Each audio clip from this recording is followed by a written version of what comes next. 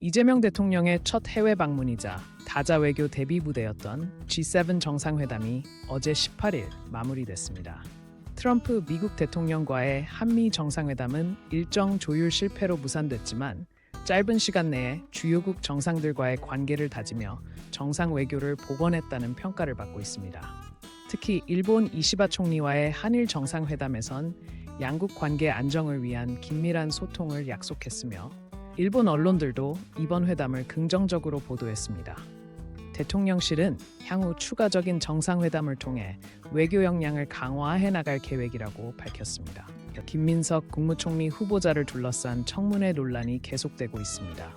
여야는 증인 채택 문제를 놓고 첨예한 대립을 이어가며 어제 18일도 의견 조율에 실패했습니다. 청문특위는 추가 증인 확보 필요성을 놓고 팽팽한 신경전을 벌였으나 결국 의결에는 이르지 못했습니다. 한편 여야 원내대표는 원내 수석단을 구성한 뒤 첫 상견례를 가졌으며 오늘 본회의는 열지 않기로 합의했습니다. 그러나 총리 후보자 청문회 관련 이견은 여전히 해소되지 않은 상태로 정치권의 긴장감이 고조되고 있습니다. 정부와 더불어민주당이 1, 2차를 합쳐 총 35조 원 규모의 추가 경정 예산을 편성하기로 최종 확정했습니다.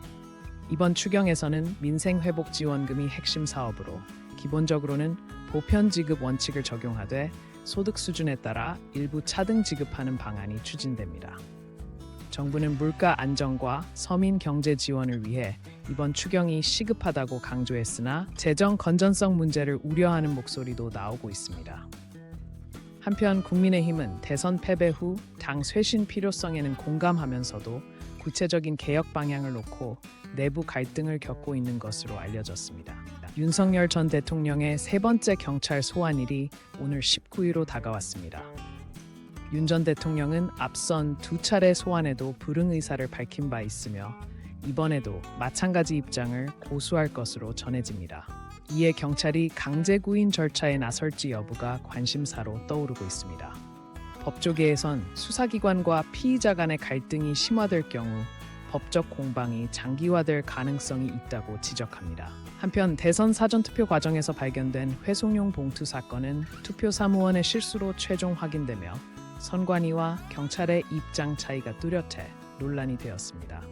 오늘도 무더운 날씨가 이어지면서 서울을 비롯한 전국 또띠에서 올여름 최고 기온이 연일 경신될 전망입니다. 서울은 아침 기온 21도에서 낮 기온 33도까지 오르며 찜통 더위가 예상됩니다. 낮 동안은 맑다가 점차 흐려지며 오후부턴 제주도를 시작으로 충남과 남부 내륙, 밤에는 서울을 포함한 중서부 지역에 장맛비가 내리기 시작할 것으로 기상청은 예보했습니다. 이와 함께 중동 정세 불안으로 국제 유가가 상승하면서 물가 상승 압력도 커지고 있어 시민들의 경제적 부담이 가중될 전망입니다. 건강관리와 함께 폭우에 대비한 안전수칙 준수가 요구됩니다.